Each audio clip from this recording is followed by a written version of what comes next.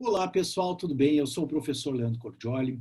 Hoje nós estamos aqui com o professor mestre Bruno Seligman de Menezes. Nós vamos conversar a respeito de os desafios do ato de decidir, por entre a razão e a emoção. O professor Bruno, ele é mestre em Ciências Criminais pela PUC, doutorando em Direito pela Universidade de Buenos Aires, professor universitário da FADISMA e da UFN e advogado criminalista. Passo a palavra para o Conrado, a fim de dar as boas-vindas para o nosso convidado. Bom, Bruno, então, muito boa noite. Muito obrigado, por estar aqui conosco para esses nossos diálogos de Direito e Filosofia. Hoje nós temos um tema super interessante, que é a questão do julgar, as influências do magistrado psicológicas, socioculturais, tudo isso que influencia na decisão judicial. E é um tema que, particularmente, eu tenho muito apreço e tenho me dedicado também, mas por um outro viés, não tão jurídico, menos jurídico, embora a gente nunca consiga fugir do jurídico, que é a minha formação também, de base, digamos assim, mas pelo viés filosófico. Então, tenho trabalhado muito com o Heidegger, com o Gadamer, sobre exatamente as questões vinculadas aos pré-juízos, a questão do círculo hermenêutico, toda essa perspectiva mais ligada ao Heidegger, à filosofia da existência. O que tu tens pesquisado, em relação a isso? Qual é as áreas que tu tem, áreas assim, digamos, afins, de apoio à área jurídica, para chegar, então, a algumas conclusões aí que eu gostaria de ouvi-las aí diretamente de ti. Muito bem. Queria inicialmente agradecer o convite, tanto do Leandro quanto do Conrado, dizer da satisfação de estar aqui. Eu já assisti algumas das conversas de vocês desse canal e vi nomes. Eu vi meu querido professor Ricardo Tim, foi meu professor na PUC no mestrado. Vi um juiz que eu admiro muito, Orlando Fatini, vi um promotor que eu admiro muito, Márcio Schli. Então, não sei se estou à altura deles de estar aqui, mas me sinto muito honrado com o convite. E de fato, eu sou nativo academicamente do direito penal. Eu sempre fui muito mais próximo daquela dogmática penal da teoria do delito do que do processo penal. E com o tempo eu comecei a perceber algo que é uma ruptura acadêmica. O professor Alexandre Wunderlich, ele sempre diz isso. Nós precisamos fazer a academia entrar no fórum e o fórum entrar na academia. Se nós não tivermos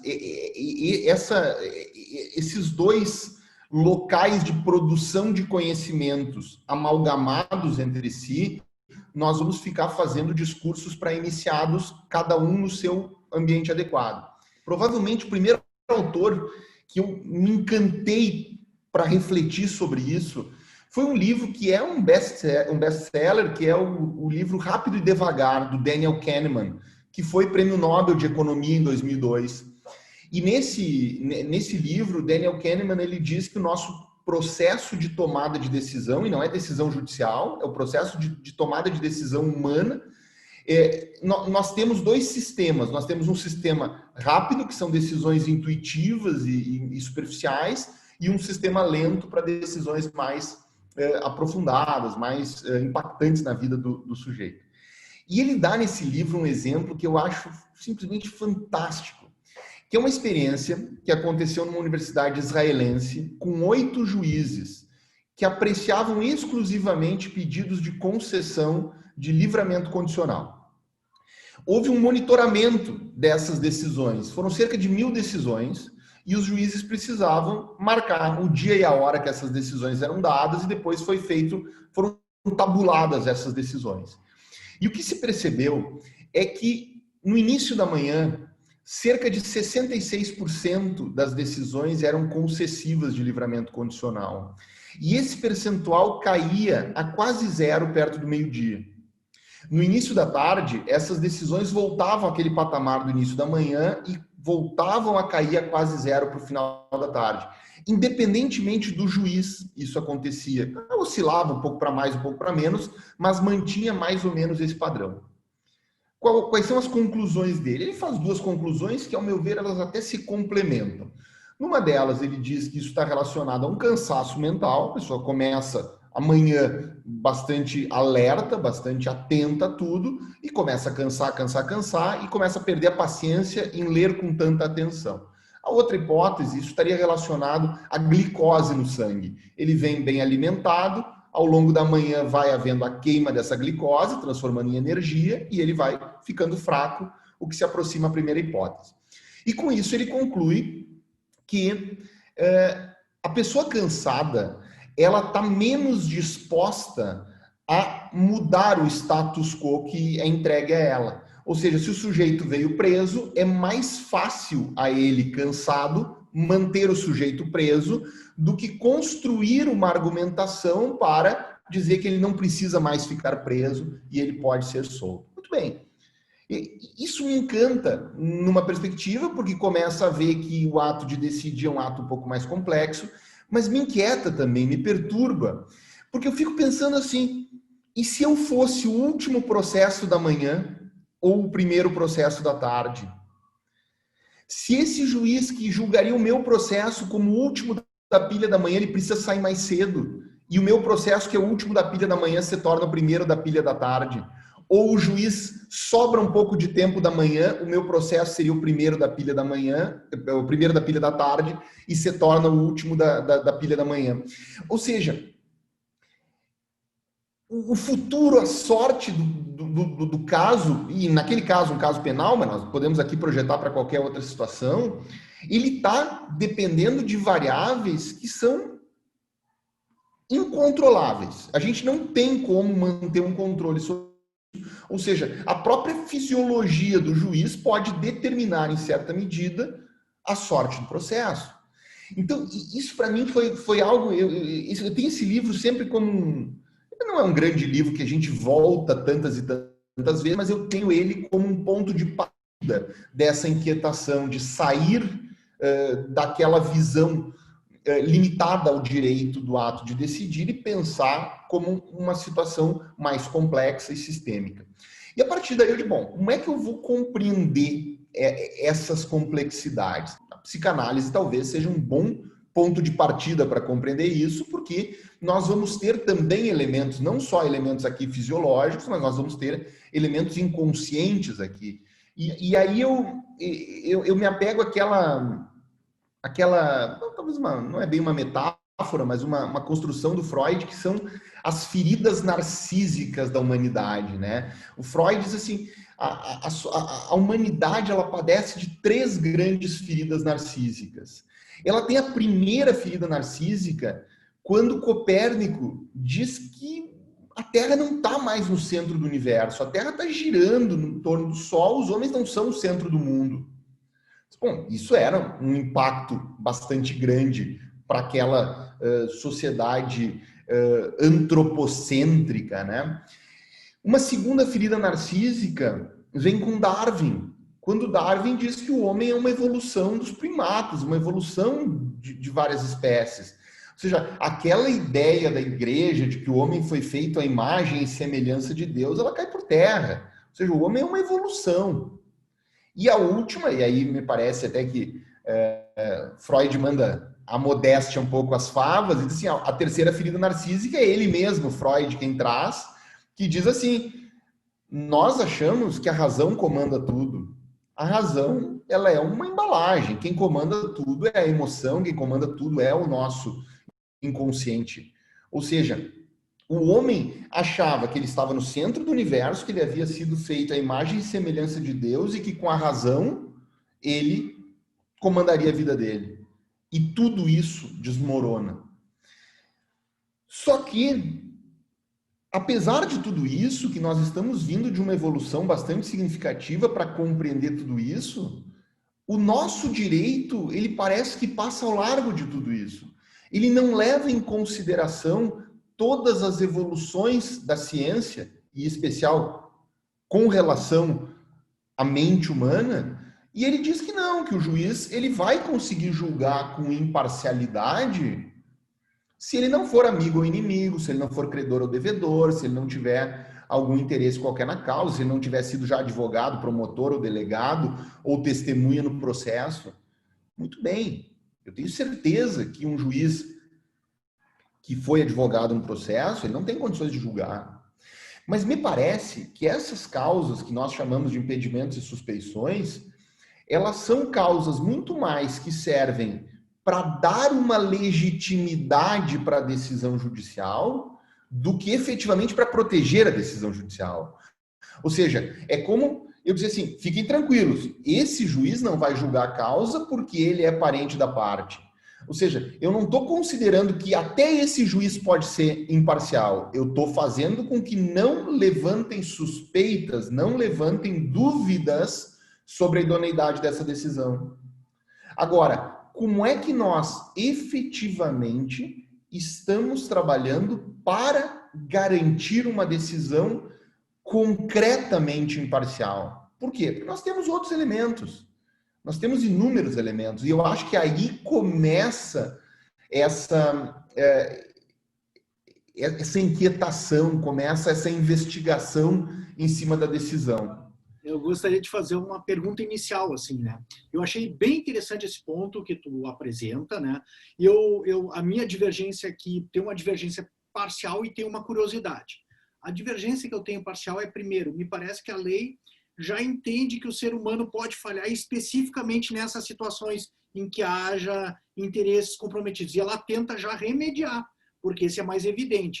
Então, me parece que, como eu estava te falando, né, o meu trabalho caminha por uma, assim, vislumbrando o que tu vislumbrou, mas eu sigo o caminho da ética, que é um pouco diferente da psicologia, mas se aproxima, namora com a psicologia. O Conrado também, ele tenta também buscar essa objetividade na decisão, mas pelo que eu conheço do trabalho dele, pelos textos que eu já li, pelo que a gente conversa aqui, ele caminha mais pelo viés da hermenêutica. E tem algumas questões bem interessantes que ele aponta, mas me parece que a lei já tenta remediar. Nesse ponto, eu tipo assim, não sou tão pessimista quanto a tua colocação, assim, não é que a lei ignore, mas eu acho que o teu trabalho vem para complementar. Inclusive, eu acho que isso que tu vem apontando, eu, por exemplo, não estudo isso. Acho que você complementa o meu trabalho também, assim como acredito que os nossos trabalhos complementam o do Conrado. Então, eu acho que tudo se soma. E eu acho que teu esforço é muito positivo nesse sentido. Mas a segunda coisa, quando você coloca Freud e coloca a emoção no lugar da razão e diz que esse castelo se desmorona, a compreensão que eu tive, né, e aí é uma compreensão muito vinculada a Aristóteles e a tradição que o Freud vem tentando fazer uma revolução aqui nela, mas é que tudo isso a gente leva em consideração para buscar uma decisão racional. Ou seja, as emoções, os sentimentos, as aflições, os interesses, eles podem influenciar desviando a razão. Mas o que a gente quer é que a decisão seja racional, seja razoável, seja uma decisão sensata. Apelar à lei é apelar à razão, mas não é o suficiente, né? E a gente deve levar em consideração qualidades psicológicas, éticas e até interpretativas no juiz que vai decidir. Eu gostaria só da tua posição a respeito desses pontos. Eu vou começar te respondendo fazendo uma associação com o que todo semestre eu enfrento na faculdade, tá? Todo semestre, alunos procuram querendo que eu oriente, ou que alguém oriente, a influência da mídia no tribunal do júri, tá? Como é que jurados leigos conseguem decidir algo tão importante, que é a vida de uma pessoa num crime de homicídio, num crime doloso contra a vida, estando sujeitos a essa, especialmente em casos rumorosos, quando mais essas questões aparecem, como é que eles poderiam julgar? E eu sempre devolvo isso. Qual é a diferença dessa influência para um jurado que é um bancário, que é uma professora do Estado, que é um comerciante, que é um engenheiro, que é um estudante, para um juiz? Ou seja, eu gosto sempre de dizer isso assim, o juiz, ele é juiz não porque ele é justo ou porque ele é imparcial. ele é juiz? Porque ele passou num concurso. Ou seja, é fundamental que a posição dele de julgador, ela é uma posição que não pode se impor sobre a condição humana dele. E essa influência é uma influência que todos estão sujeitos. Eu sou apaixonado pelo Tribunal do Júri. Eu gosto muito do Tribunal do Júri, acredito no Tribunal do Júri. Eu já tive N situações de ter saído do Tribunal do Júri com aquele gosto amargo, de dizer assim, olha, dava para ter ganho. Eu já saí N vezes do Tribunal do Júri com aquela sensação assim, ganhei e achei que não ia ganhar. Mas eu não me lembro de nenhuma vez ter saído com uma sensação de dizer assim, isso aqui é uma piada, isso aqui é uma piada. Condenaram um sujeito flagrantemente inocente ou absolveram um sujeito flagrantemente culpado. Não. Por quê? Porque as pessoas têm a sua noção de justiça, mesmo julgando sem precisar fundamentar.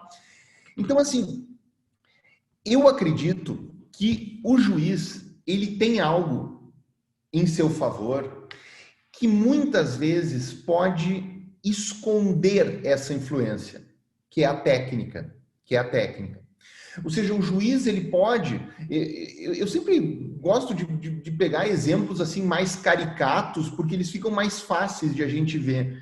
Um crime grande, um crime rumoroso, numa cidade muito pequena.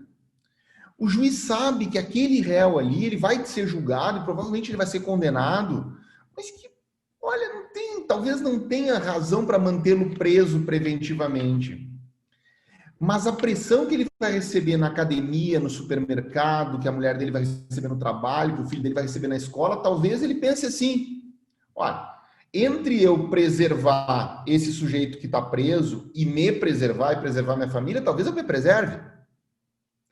Mas ele não vai botar isso no papel. O jurado, ele não precisa botar no papel o que ele decide porque decide, ele decide conforme a íntima convicção dele, está lá na Constituição, está na lei. Agora, o juiz não pode pôr isso. Então, o juiz vai conseguir construir uma estrutura de argumentação, pensando aqui, ali, aqui, e está entregue.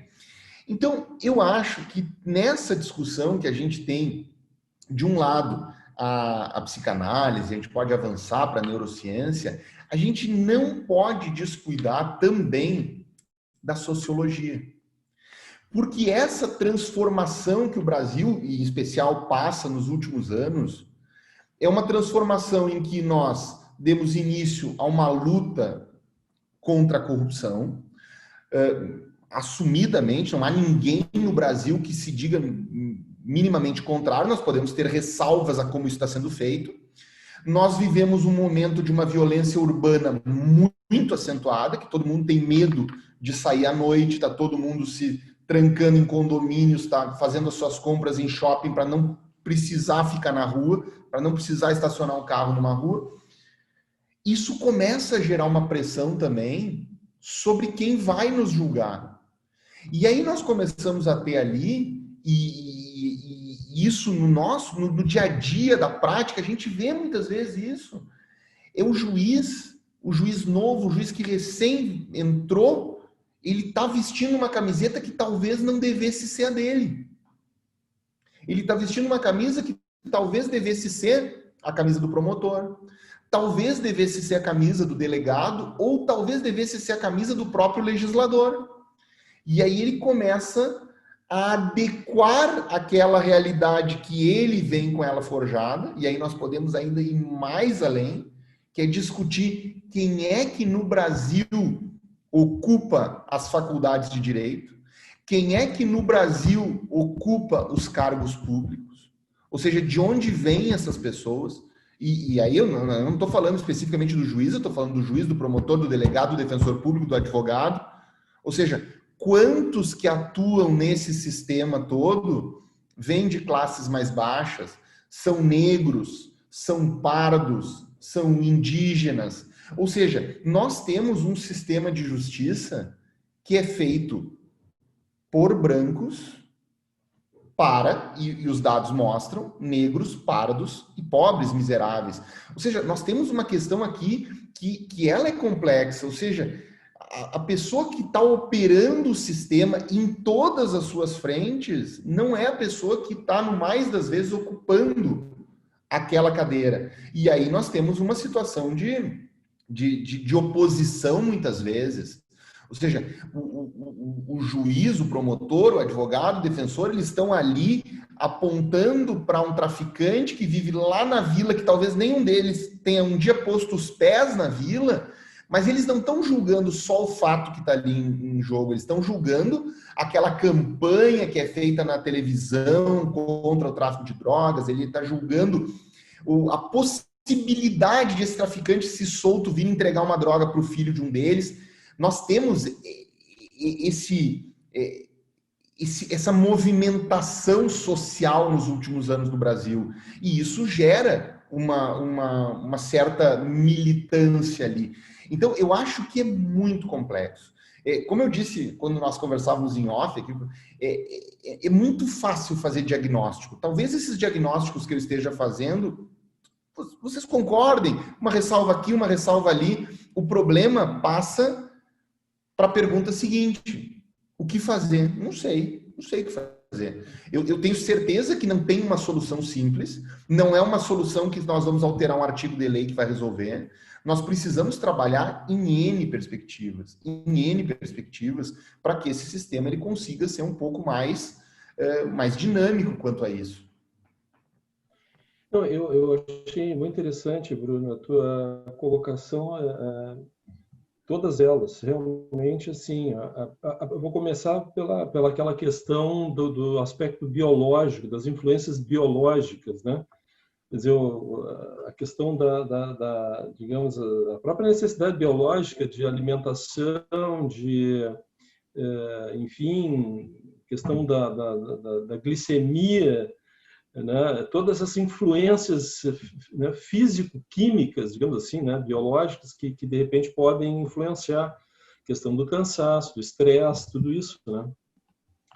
E isso realmente é muito complicado, porque nós temos uma confiança, às vezes, excessiva na razão, né? Aí eu acrescento, assim, o que tu estavas dizendo: o camarada passa no concurso, ele vai para uma comarca que ele não conhece, que tem lá a sua vida, né, a sua, digamos assim, uma cidade de colonização italiana, ou mesmo alemã, ou polonesa, que é o nosso estado, que tem toda essa diversidade assim de culturas, ou mesmo mais para a fronteira, mais aquela gaúcho mais tradicional da campanha. Então, e tu és um cara que nasceste em Caxias, ou sei lá, ou tu nasceste em Nova Petrópolis, né? Então, essas diferenças culturais, elas têm peso, assim. Então, tu vais com essa missão, assim, de implementar essa política. E isso é um negócio difícil, muito difícil, e revela bem isso que tu diz, assim, quer dizer, tu acha que tu tem que desempenhar aquela função ali, que tu tem que tentar fazer uma padronização de alguma coisa. Tu tem que padronizar, isso é complicado. Então, o que eu quero colocar com isso, né, porque tu disseste, ele acaba se escondendo as emoções ou todas essas influências psicológicas através da técnica, né? Então, esse é um problema sério que eu vejo dentro dos sistemas, que eu acho que influencia essa maneira de pensar, de julgar, que se tu pensares assim, que esse preenchimento da norma, digamos assim, no caso nosso, fundamentalmente da área criminal, né, que o que é, na verdade, né, a velha questão da subsunção, né? Então, tu vai pensar que, na verdade, não tem subsunção, isso aí é uma fantasia. Então, o grande perigo que se pode correr é exatamente esse preenchimento psicológico, onde faltam os fatos com a lógica formal. Mas o jurado ele tem essa liberdade de não estar vinculado à lei.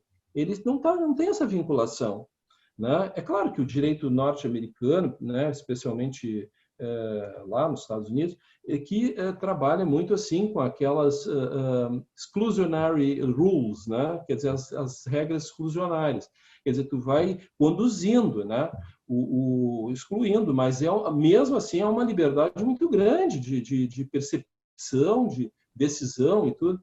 Mas eu achei muito interessante. E eu queria também colocar, assim, para que tu mencionasse, que eu achei muito interessante a respeito dessas influências sobre os juízes, tanto quanto mesmo a influência que tem o juiz do magistrado que vai julgar o indivíduo que trabalha, funcionário, digamos, do Banco do Brasil ou de uma empresa privada, ou sei lá, um médico, dentista, sei lá, psicólogo, né, e que vá servir no tribunal do júri, né, a influência realmente é a mesma.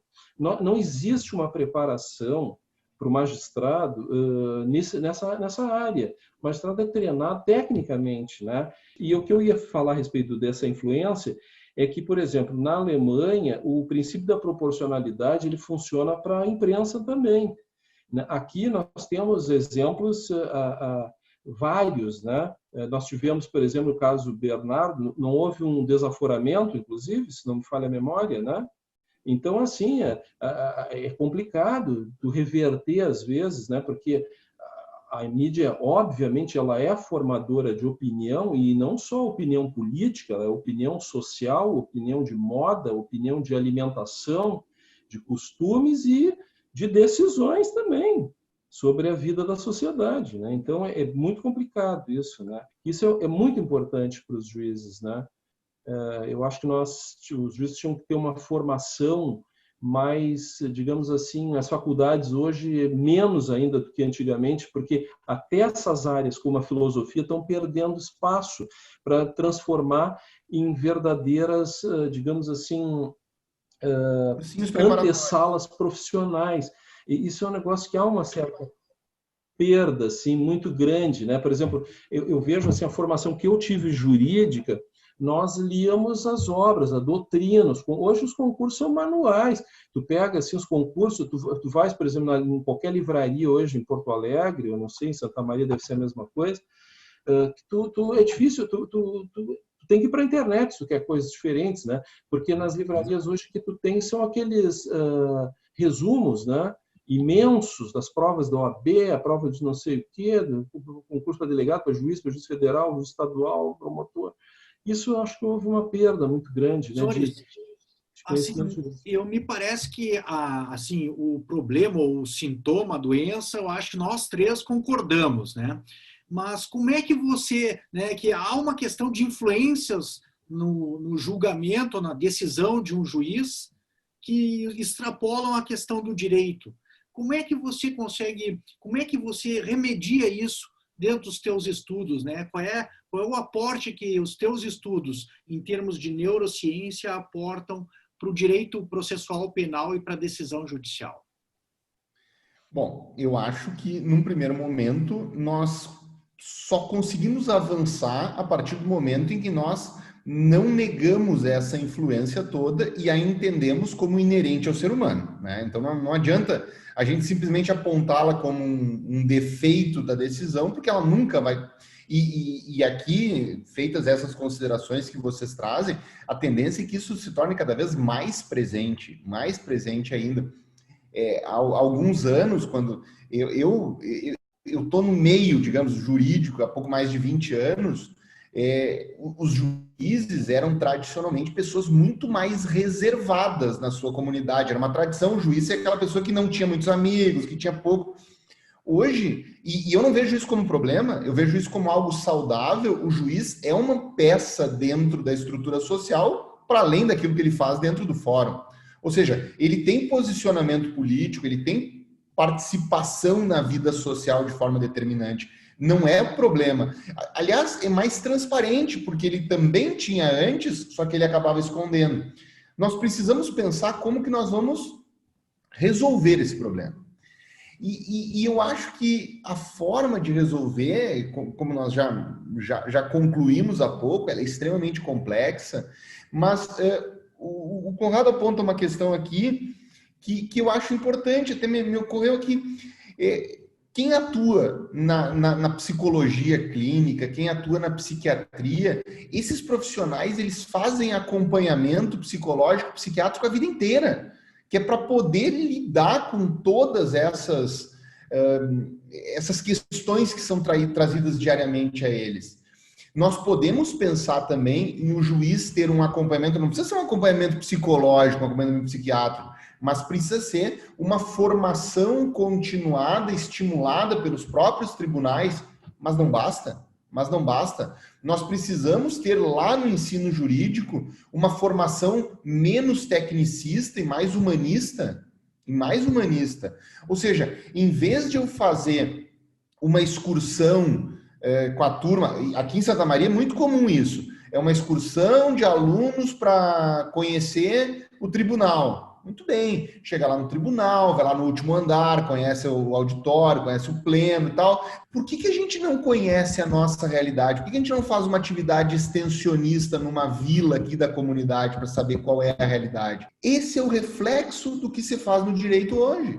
O sujeito que passa em concurso, e qualquer concurso do exame de ordem em diante, ele precisa ser um sujeito que conhece de cor as súmulas dos tribunais. Se for um concurso mais concorrido, ele vai ter que saber até tendências das turmas do STJ, do STF, mas é isso que se espera dele. Não se espera que ele pense criticamente, não se espera que ele compreenda humanisticamente os problemas, né, solving problems ali. Não se pensa isso. E uma vez que não se pensa isso, não se prepara ele depois para isso também. E aí soma-se a isso diversos outros problemas que o juiz, além da tarefa difícil de julgar, ele ainda tem a tarefa difícil de administrar, porque ele se torna um gestor. Agora eu vou dar um exemplo que eu tive recentemente no escritório. Eu advogo para 13 clientes, todos servidores públicos e colegas, em 13 ações penais distintas, mas todas elas idênticas, o mesmo crime, só que processos distintos. A denúncia foi mais ou menos a mesma, a resposta à acusação foi mais ou menos a mesma, a instrução, as testemunhas de acusação eram rigorosamente as mesmas, testemunhas de defesa, uma ou outra abonatória diferia, mas os memoriais eram os mesmos para todos, a sentença mesma, os recursos os mesmos, os acordos os mesmos, tudo muito bem. Até que eu interpus recurso especial de esses 13 acórdãos, todos eles com o mesmo fundamento, porque assim como todas as outras peças eram mais ou menos as mesmas, esse recurso especial também, guardada a peculiaridade uma ou outra, mas a estrutura jurídica era a mesma.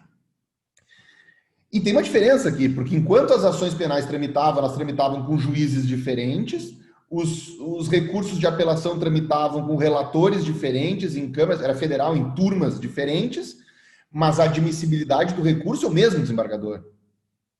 Em tese, né? Enfim, é o mesmo, vai para a mesma vice-presidência do tribunal. E desses 13 recursos especiais, 5 foram admitidos e 8 foram negados seguimentos. Pelo mesmo julgador. Bom, quem conhece também o dia a dia sabe que certamente foram assessorias distintas que fizeram, uma um pouco mais admitindo mais recursos, uma rejeitando mais. Muito bem. Nós, iniciados, sabemos que isso funciona. Agora eu explico para vocês, eu pergunto para vocês, como que eu explico para os meus 13 clientes que são colegas, que trabalham na mesma sala, que isso aconteceu dessa forma? Ou seja, também esse problema começa a gerar uma crise de legitimidade do sistema. Porque aí começa a se...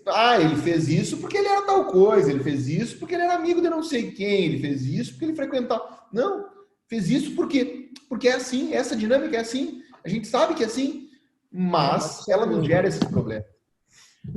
Desculpe, eu não quero te interromper, mas... não, o que eu estava pensando é que assim, ó, aí tem umas questões interessantes sobre isso, né? Eu agora estou trabalhando com alguns autores alemães.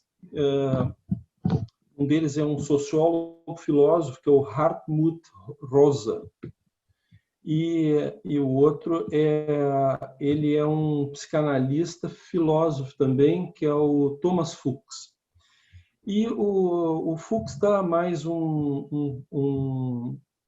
ele tem um viés mais, assim, digamos, mais realmente psicológico da coisa, né? E o Rosa, ele traz uma outra perspectiva mais sociológica, mas, assim, também muito na filosofia, ambos transitam pela filosofia. Mas o que toda a discussão é a questão da aceleração do tempo. Uhum. A aceleração do tempo, que começa... Sempre houve uma tentativa de acelerar o tempo, de diminuir distâncias. E então, nem sempre isso, digamos assim, teve efeitos positivos e também o exemplo disso, aliás, não, efeitos positivos não, nem sempre, digamos assim, isso esteve sob um desejo específico de melhora, talvez seja melhor assim colocar. Vamos dar um exemplo que é os engarrafamentos, né? E que os efeitos colaterais disso aí, por exemplo, você diminui a técnica, você tem supostamente para ter mais tempo e na verdade tem menos tempo, né? Então essa aqui é a discussão básica, assim. E tem outros aspectos da ressonância, eu não vou entrar aqui porque não é o caso. Mas o que eu tenho, eu só falei disso porque essa questão do tempo é uma questão assim que tem sido cruel. O que eu observo assim é que isso não é novidade, não é culpa, digamos assim, específica de ninguém. É toda uma engrenagem que ela vai massacrando. Ela vai, até os alemães têm uma expressão que se chama Hungerzeit, que é uma fome do tempo. Digamos assim, é um papa-tempo, vamos usar essa expressão assim. Então, o que acontece com as audiências? Não, esses dias eu assisti uns vídeos de uma instrução criminal e eu acho que tudo não durou 45 minutos. Talvez eu esteja exagerando, mas assim, não muito. E foi um negócio engraçado, assim, porque era um crime de estupro, de vulnerável, em que a pena sai de 8 anos. Então, assim, o magistrado ele está premido pelo tempo, porque a pauta é enorme. A pauta é enorme. Se ele atrasa, o CNJ vem em cima, quer saber por que tu estás atrasando. Nós temos aqui correições parciais interpostas, absolutamente justificadas no que toca à iniciativa, né? No mérito, não sei, mas em relação a pautas muito longas, que o magistrado vai pautando para o outro ano e tal, né? Então, eu vejo isso com muita apreensão, porque o que acontece hoje? Tu tens muito menos tempo de decidir coisas, um volume imenso, mas tu crias assim um sistema. Nós temos que cuidar. Às vezes eu tenho um pouco de medo. Eu tenho usado muito essa expressão assim, summum ius summa injuria. Eu acho que nós temos que ter mais imparcialidade, digamos assim, para poder examinar. O direito ele não é divino. Eu acho que é uma confusão de achar que existem valores metafísicos, entende? Exclusivamente metafísicos, que tem coisas que são intocáveis. Não. O direito ele foi criado para regulamentar a sociedade humana. Agora, ele tem que funcionar. Se ele não funciona, ele não cumpre o papel dele, entende? Então, às vezes, tem certas situações que nós temos que observar como é que um sistema tem a lógica, a razoabilidade e funcione, sem ele ser punitivista, sem ele ser também um absolutismo irresponsável. Porque nós que trabalhamos com crime, nós sabemos que tem pessoas que não têm condições de ficarem soltas. Não têm condições. Eu digo isso na condição de estar há 36 anos nesse negócio. O sistema, o encurtamento, eu acho que nós temos que repensar coisas. Nós temos que repensar coisas. Nós não podemos criar uma ideia só também, me parece, assim, que a sociedade, eu sou uma pessoa assim que eu acho que eu penso que nós temos que achar um equilíbrio razoável, né? E que tu não caia para um lado para o outro, que tu consiga ter uma situação que seja, porque o direito ele sempre vai ter o lado antipático. Isso não adianta. Sabe, se tu é advogado, sabe muito bem disso. O cliente que perde, ele acha que foi injustiçado e o que ganha nunca ganhou o que tinha que lhe era devido, né? Mas o que eu queria colocar é a questão do juízo de reenvio, né? Os italianos têm, por exemplo, quando tu julgas alguma coisa que a Corte Cassazione ela reforma, ela não manda para o mesmo juiz. Aqui aconteceu uma situação, um magistrado, que foi o seguinte: nós convertemos o julgamento em diligência para que fosse feita uma determinada prova, porque tinha que fazer aquela prova, houve uma retratação da vítima neste trânsito. Ao chegar no tribunal, foi juntada uma retratação por escritura pública num crime contra a dignidade sexual, em que a vítima é a mãe da vítima, que eram as duas testemunhas que existentes só, estavam se retratando. Então, aquela situação, ela era uma situação... O que vai fazer? Finge que não vê a prova? Não é essa a ideia do processo penal. Aí, neste aspecto, eu entendo que exista o princípio da verdade real, se ele for a favor de uma possibilidade de absolvição, né? Não vai fazer um negócio desse para investigar culpa, né? Mas tu tem que submeter aquilo para ver se as pessoas realmente... Uma coisa é tu declarar o que tu queres lá, não sabe lá Deus como é que é feita essas declarações. Agora, na frente do magistrado, tem a oficialidade, né? É assim que funciona o sistema. E o magistrado, ele coloca uma situação assim, ele diz, olha, isso aí eu não vejo por que isso aqui, porque, na verdade, até o advogado conseguiu convencer a Câmara. Obviamente, a solução que foi dada era que eu concedi um habeas corpus de ofício, e a Câmara concedeu, para que fosse encaminhado ao outro magistrado. Então, só que isso, veja bem, eu usei um habeas corpus de ofício, por quê? Porque o magistrado já tinha colocado, porque é uma violência para o magistrado. É uma violência, ele já decidiu. E aí o Tribunal reforma e diz, olha, faz um quadro diferente. Não, mas eu entendi que era assim o negócio, poxa vida. Então é complicado isso. E eu acho que esse tipo de coisa nós tínhamos que aprofundar mais esse debate. Eu acho que essa é a essência de tudo, tá? O professor Leandro pergunta como que nós vamos avançar com isso. Eu acho que nós tivemos uma tentativa de avanço com isso naquelas reformas processuais que nós tivemos no ano de 2008, em que na alteração da temática das provas, e que nós regulamentamos pela primeira vez a questão da prova ilícita, né? Porque ela só constava na Constituição, e um dos parágrafos expressamente falava do afastamento do juiz que teve contato com a prova ilícita. E foi o único parágrafo que foi vetado naquela época, sob o argumento de que isso ia tumultuar o processo, que ia atrasar o processo demais, etc.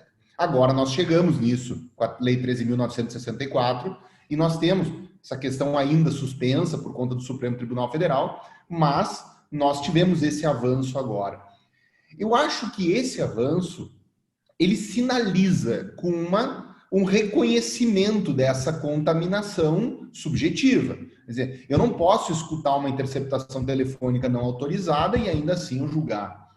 Eu recordo que há muito tempo eu tive um processo criminal numa justiça militar e havia uma prova ilícita lá que era uma gravação feita por terceiros, uma gravação ambiental feita por terceiros, por nenhum dos dois participantes, e foi feito pedido meu de declaração de nulidade da prova, o juiz negou e o tribunal concedeu, e eu pedi que fosse excluída do processo essa prova. Na época não existia esse dispositivo nem no Código de Processo Comum, quanto menos no Código de Processo Penal Militar.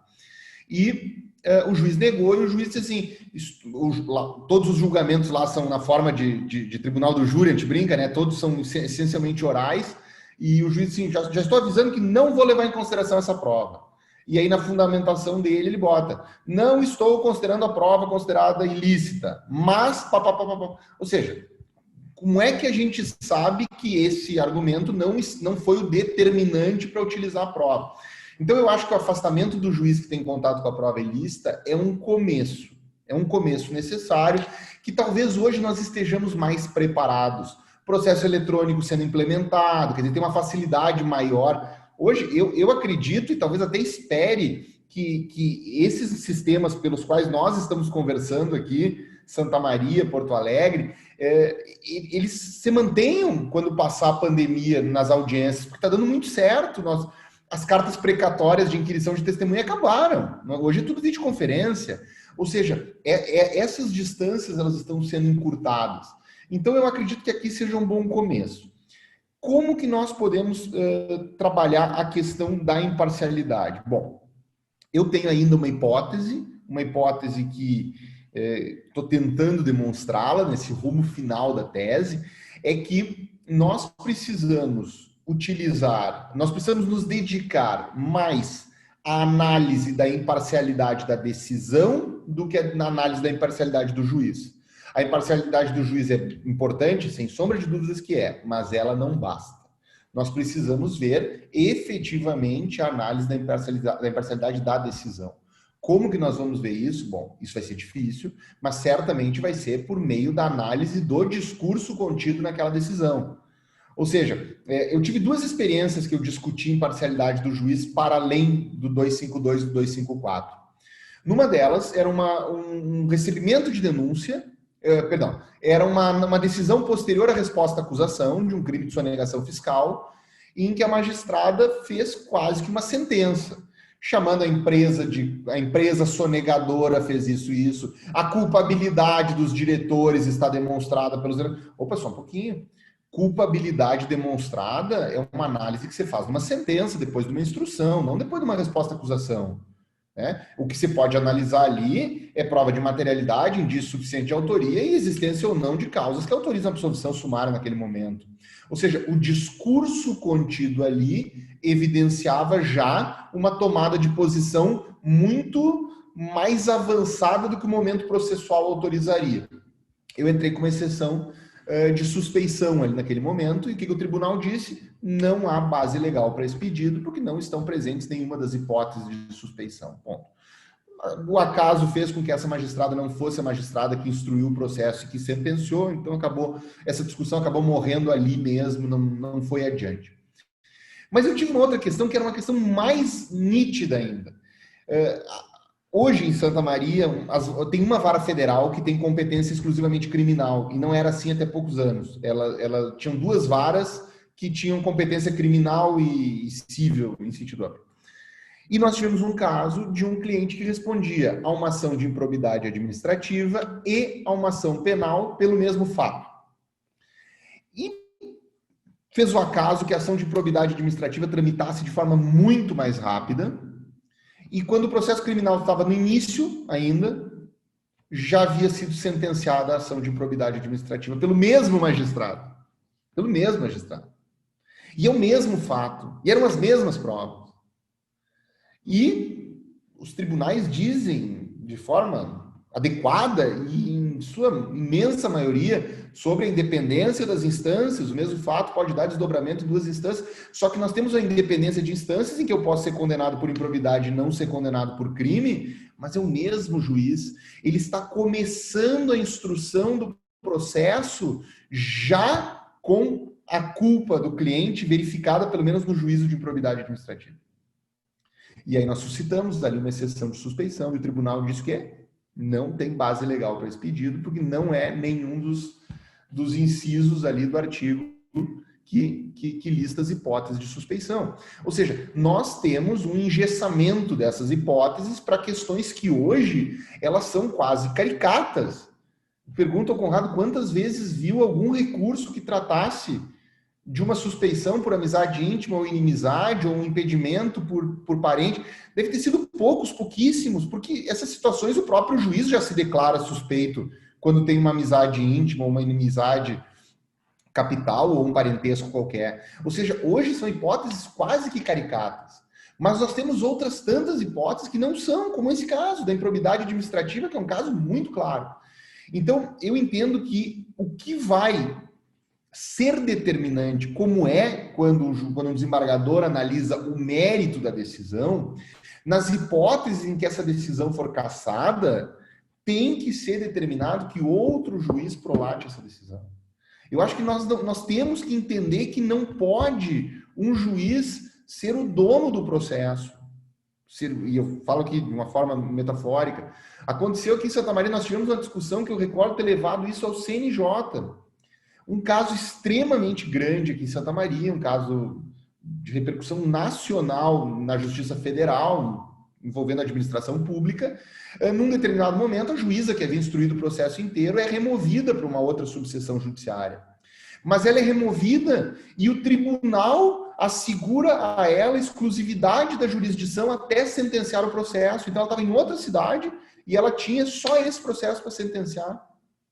Ou seja, é a magistrada que botou o processo embaixo do braço e se levou. Ou seja, me parece muito perigoso saber que... Bom, eu entendo as razões do tribunal, as razões de ordem administrativa. Bom, processo que tinha 100 e tantos volumes, até um outro juiz tomar pé. Bom, mas tudo bem, mas isso é do jogo, isso faz parte. Então, talvez o novo juiz demore mais tempo para tomar pé.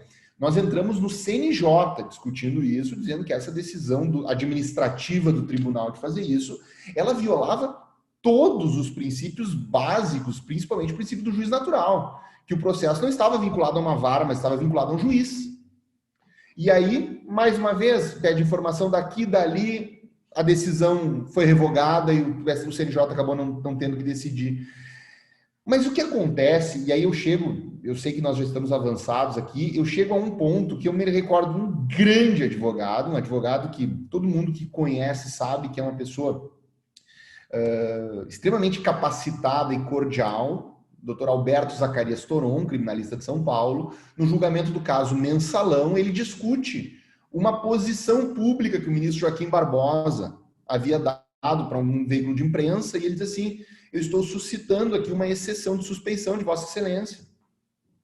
E o ministro Joaquim Barbosa, ele teve um ataque, como se ele tivesse tendo questionado a sua honra pessoal e não a sua imparcialidade.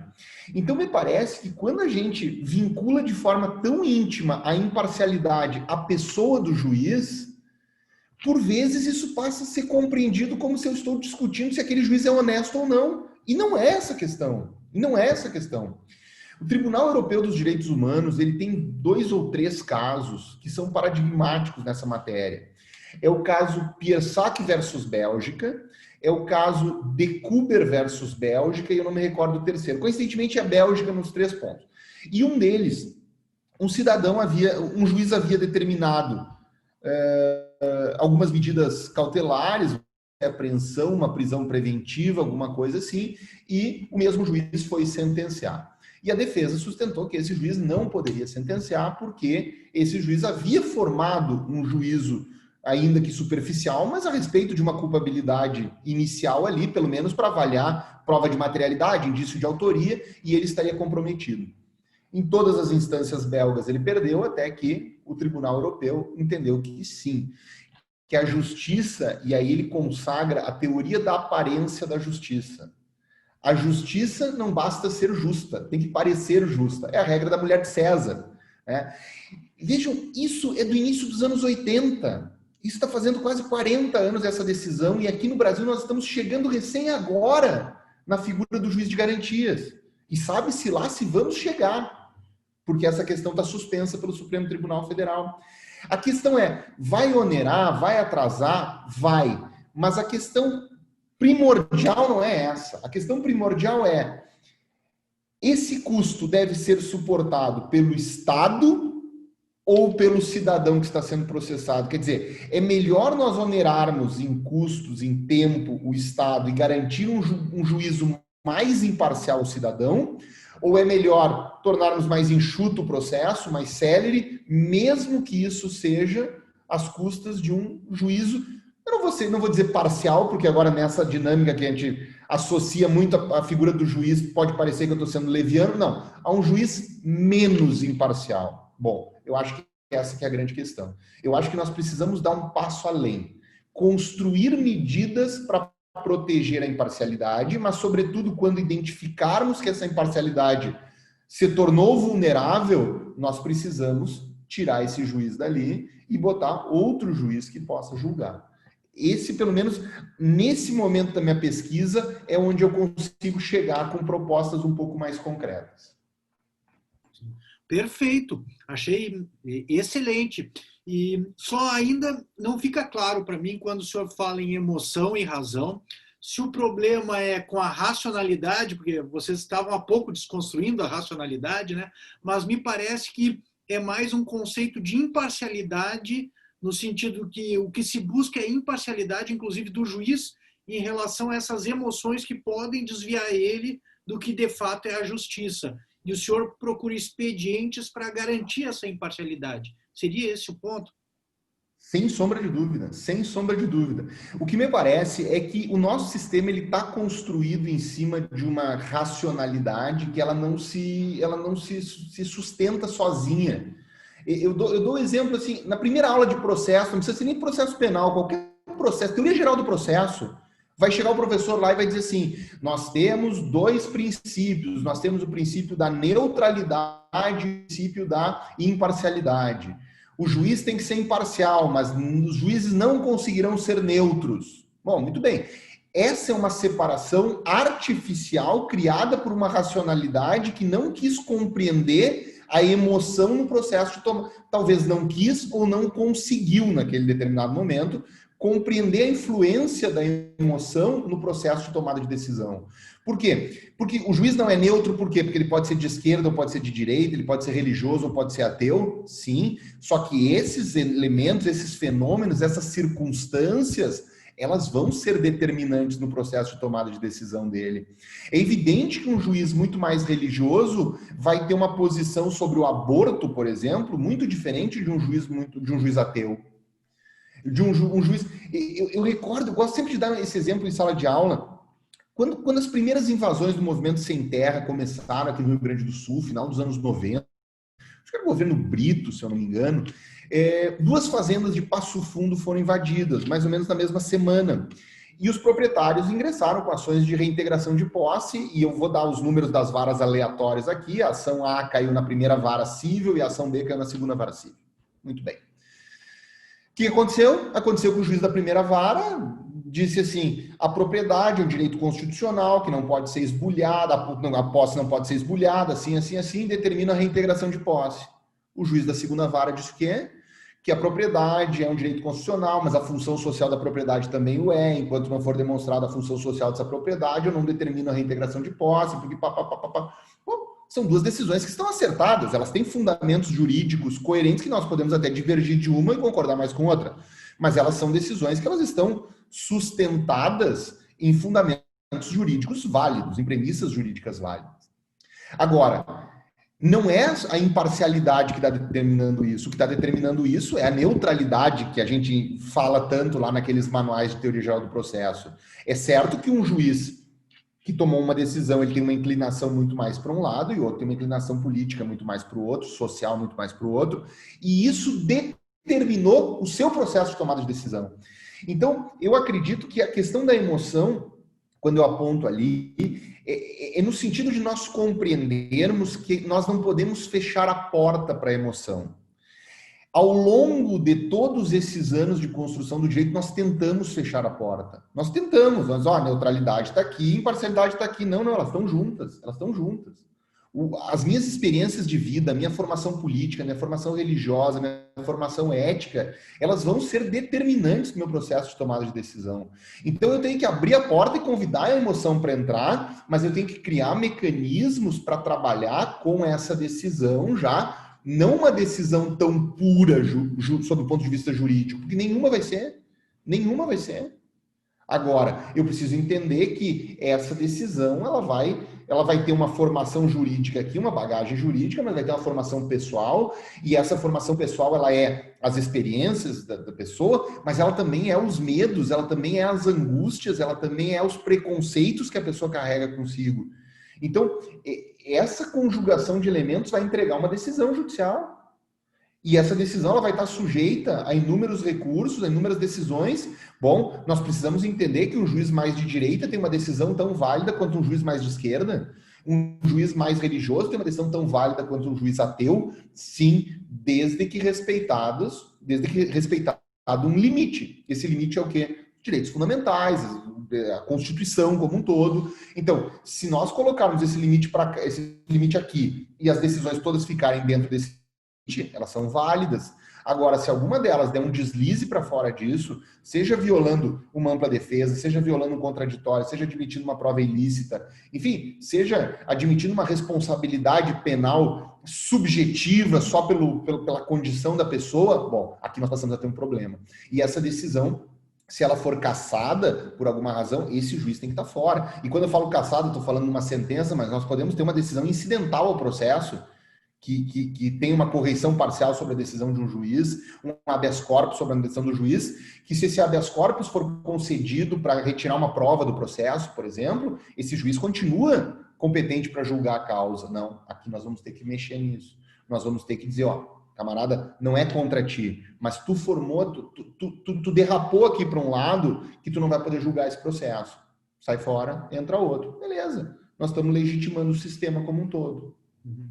Só nessas questões que tu colocou, tu apontou a Constituição e os direitos fundamentais. A lei também não é algo no qual o juiz deve se basear e uma fronteira que ele não deve transpor, ou seja, ele pode até, que nem tu diz, não ser completamente neutro, mas ele deve ser imparcial e deve buscar implementar o que está na lei. Isso também é não só a Constituição e os direitos fundamentais, né? Eu te coloco porque é bom ter isso claro, né? A ideia é que você busque imparcialidade, mas para manter a lei, para manter a Constituição, os direitos fundamentais e sem dúvida, se ficar demonstrado assim que houve uma decisão frontalmente contrária à lei, eu acho que a conclusão vai no mesmo sentido. Eu deixei a lei de fora aqui como um argumento genérico, porque muitas vezes a lei caberia uma interpretação para um lado ou para outro, então ali a gente não pode tolher o juiz dessa interpretação. Agora, se ficar claro que houve uma negativa de vigência de uma lei frontalmente, bom, aí a situação seria a mesma de uma violação de um direito fundamental.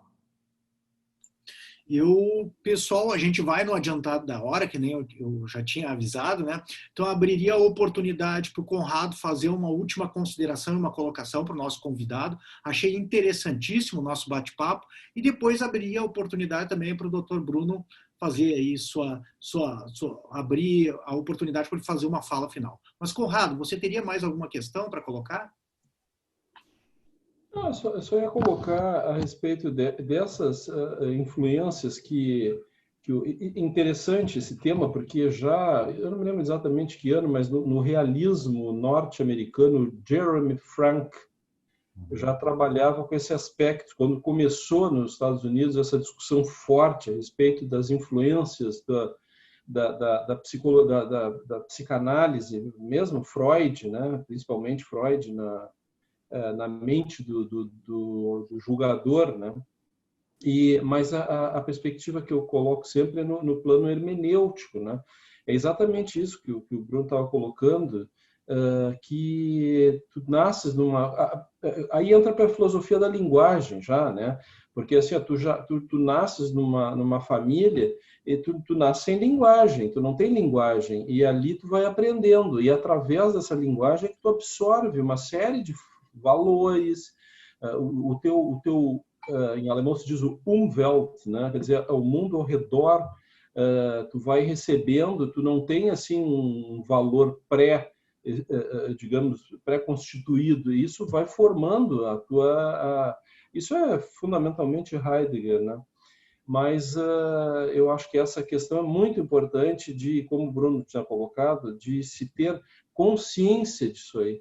Eu acho que essa perspectiva, se é um elemento que pode fazer uma alteração, tu trabalhares com isso, assim, num aspecto de, por exemplo, eu acho que os juízes, e eu acho que todos da área jurídica, efetivamente tem que ter um apoio psicológico. Eu acho que quem trabalha com isso, especialmente quem decide, é fundamental que tu tenhas assim uma autoavaliação, digamos, né?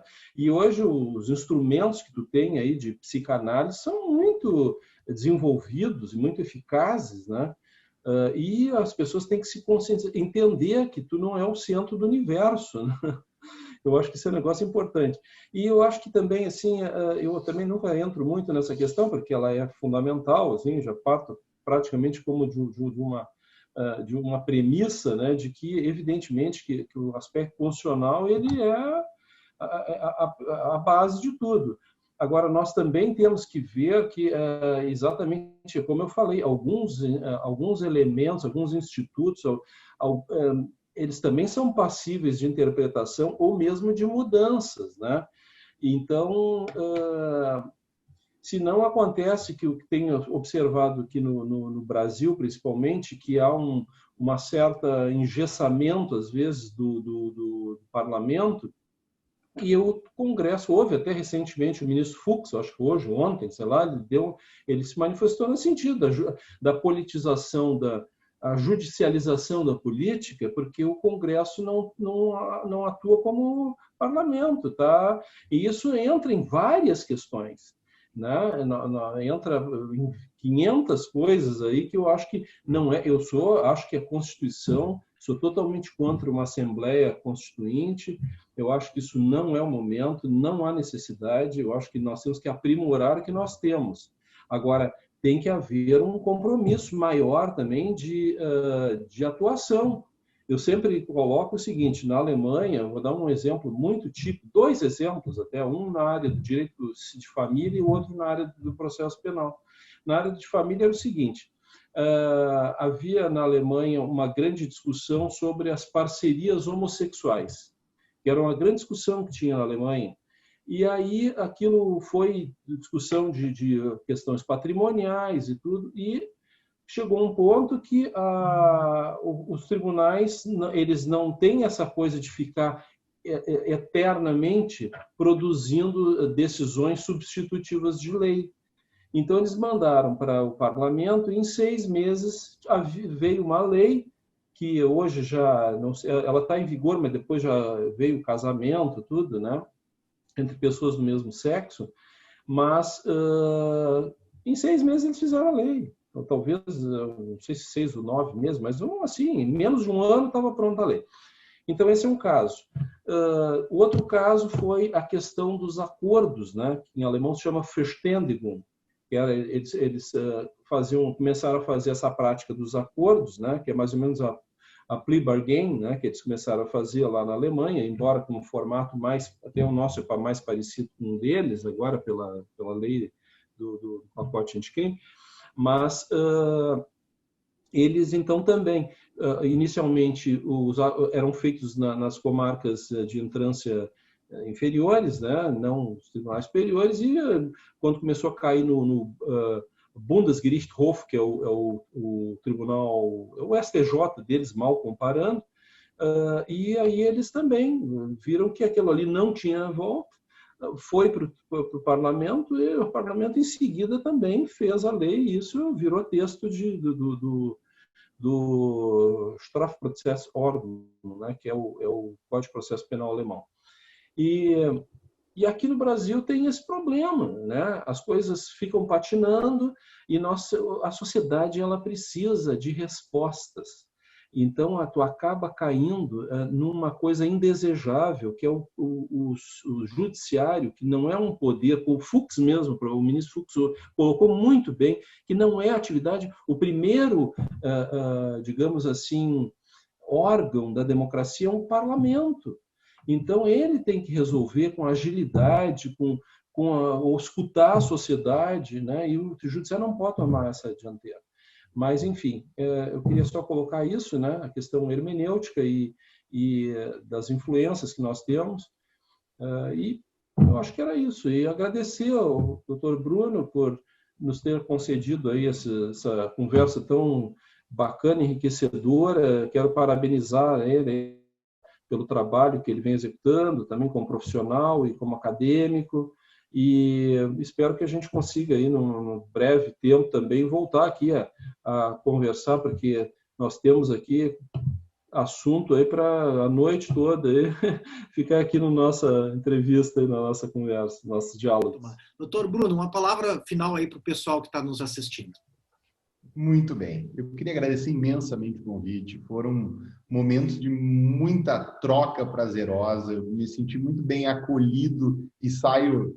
Sei que para uma pessoa meio grande, meio gorda, é difícil dizer assim, eu saio maior do que eu entrei, mas eu quero que vocês entendam que academicamente e emocionalmente também pela acolhida que eu recebi aqui.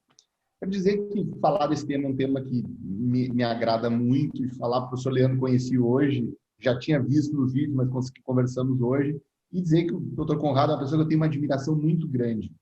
Nesse mundo do direito, da prática forense, especialmente, é muito fácil a gente criar certos maniqueísmos de gostar ou não gostar de pessoas, porque ora estão de acordo com o que a gente acredita, ora divergindo daquilo que a gente acredita. Eu tive uma grande escola na advocacia criminal. Eu sou cria do escritório do Dr. Amadeu Weimann. E uma das coisas que eu aprendi com o Dr. Amadeu Weimann é isso, é que ganhar ou perder não existe no processo criminal. Todo mundo ali está perdendo. Todo mundo está perdendo. Ou alguém está perdendo porque foi vítima, ou alguém está perdendo porque está sendo julgado. E nós estamos ali, nós somos instrumentos, nós não somos fins de nada. Então, assim, eu quero dizer que a minha admiração pelo Dr. Conrado é independente de gostar dele porque as decisões dele são mais para um lado ou para outro, porque isso, para mim, vai muito além. Eu admiro pela cordialidade e eu admiro pela qualidade do trabalho que desempenha. Porque hoje, e aí principalmente quando trabalhamos com decisão, tem sido cada vez mais difícil ver decisões favoráveis ou contrárias bem fundamentadas. E no Dr. Conrado sempre é uma certeza de que tem. E sabe, eu quero fazer publicamente, porque eu já disse isso para ele, eu admiro muito ele por isso. E eu encerro indicando um livro que estava aqui no meu lado, aqui, que é um dos grandes livros que me auxiliaram a compreender o processo judicial. Porque o que ele menos fala é de processo judicial. É um juiz francês chamado Antoine Garapon, Bem Julgar, Ensaio sobre Ritual Judiciário. Ele fala aqui por que nós usamos as roupas que usamos na prática judiciária, por que nós usamos a linguagem que nós usamos, por que nós usamos a arquitetura que nós temos nos prédios, nos fóruns e nas salas de audiência. E ele chega num ponto, e eu vou pedir permissão para ler uma frase aqui, que ele diz, que o que ele diz aqui sintetiza basicamente tudo que nós falamos aqui. O primeiro gesto da justiça, ele não é intelectual nem moral, mas sim arquitetural e simbólico. Delimitar um espaço sensível que mantenha à distância a indignação moral e cólera pública. Dedicar tempo a isso, estipular as regras do jogo, estabelecer um objetivo e instituir seus atores. Ou seja, basicamente é isso. Eu acho que o nosso grande problema, ele reside nisso que o Dr. Conrado disse, que é quando o juiz ele tem que ser o protagonista de uma sociedade que tirou o time de campo, de suas responsabilidades. Ou seja, o judiciário não está fazendo isso porque é mau ou porque quer assumir um posto que não é seu. Não, o judiciário está fazendo isso porque a sociedade se omitiu em diversas responsabilidades que seriam suas. O executivo não faz o que tem que fazer, o legislativo não faz o que tem que fazer. E aí nós vemos o judiciário tendo que criar regras onde não existe lei. Nós temos que ver um judiciário decidindo quem é que interna e quem é que não interna no hospital, decidindo quem é que recebe medicamento e quem é que não recebe, porque os outros poderes falharam. Então, eu acho que nós precisamos trazer de volta a responsabilidade de todos aqueles que hoje se omitem para que o judiciário possa desempenhar sua tarefa sem esse protagonismo de dar resposta. Eu acho que a essência de tudo reside em compreender que dos três poderes, o único que não é eleito pelo voto é o judiciário, e isso é por uma razão. É para ele ter a liberdade de ser contra-majoritário. Nós não podemos ter um judiciário que precise do consenso. E aí, o próprio Lênio faz na obra dele, Verdade e Consenso, ele faz uma associação com o Gadamer ali, mostrando isso. Um judiciário não pode ficar em busca do consenso, não pode ficar em busca de aprovação, não pode ficar em busca de likes e cliques. As decisões judiciais têm que ser dadas de acordo com a regra do jogo pré-estabelecida, goste-se ou não goste-se. Então, mas para isso, para que essa pressão que hoje recai sobre o judiciário deixe de existir, nós temos que chamar as outras instituições para suas responsabilidades, e elas estão se omitindo há muito tempo. Então, mais uma vez, agradeço imensamente o convite, agradeço imensamente esses momentos de alegria e troca. Nós que agradecemos, tenho certeza que o pessoal que vai assistir vai ficar também muito interessado e grato por essa belíssima aula que o senhor nos deu a respeito dessas questões que podem influenciar a decisão judicial para além da lei, da Constituição e dos direitos fundamentais. Então, muito obrigado, doutor Bruno, muito obrigado, doutor Conrado. Foi uma belíssima conversa. Com isso, eu vou encerrando aqui Boa noite para vocês.